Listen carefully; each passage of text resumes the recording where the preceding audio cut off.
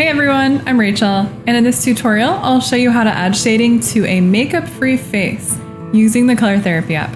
We'll focus on the trickier parts like the nose. You'll want to color and shade the face first, so save the eyebrows and hair for the last step. If you'd like to see more tutorials like this, don't forget to subscribe to the Color Therapy YouTube channel so you don't miss any new tutorial videos.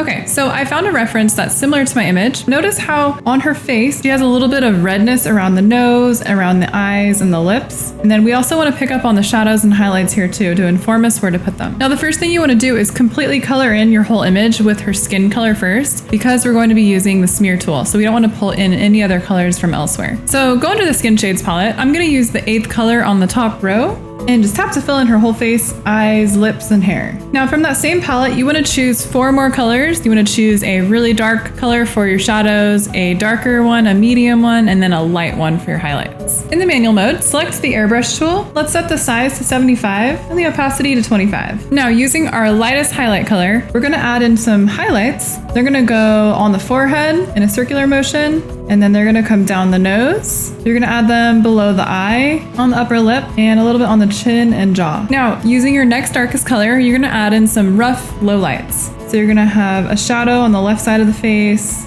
a shadow around the eye, around the nose, below the chin, and then right on the bottom of the jawline, and then right underneath the cheekbone, and then around the hairline. Do the same thing now, but with your next darkest color, just add another layer.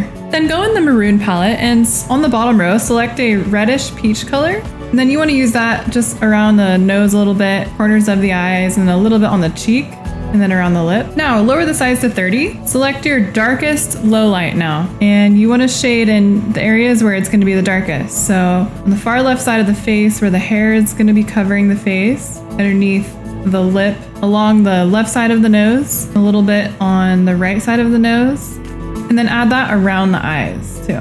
So now you can switch over to the smear tool. I would raise the size to 100 and keep the opacity around 50. And then you can start to begin to blend in the cheeks, and you can continue to blend your colors elsewhere. Now let's focus on the nose a little bit. So there's going to be a really harsh, bright white highlight on the middle of the nose, sort of in a circle, and then there's going to be a very slight white line going up. But we kind of want to build it out from there as well. So I'm just adding in some darker shadows around it. So to build up her nose, I would lower the size to about 10% and have the opacity at 25. And then with your darkest low light, just draw in the side of the nose. Then lower the size down to 1 and raise the opacity to 100. And then you want to draw in the nostril.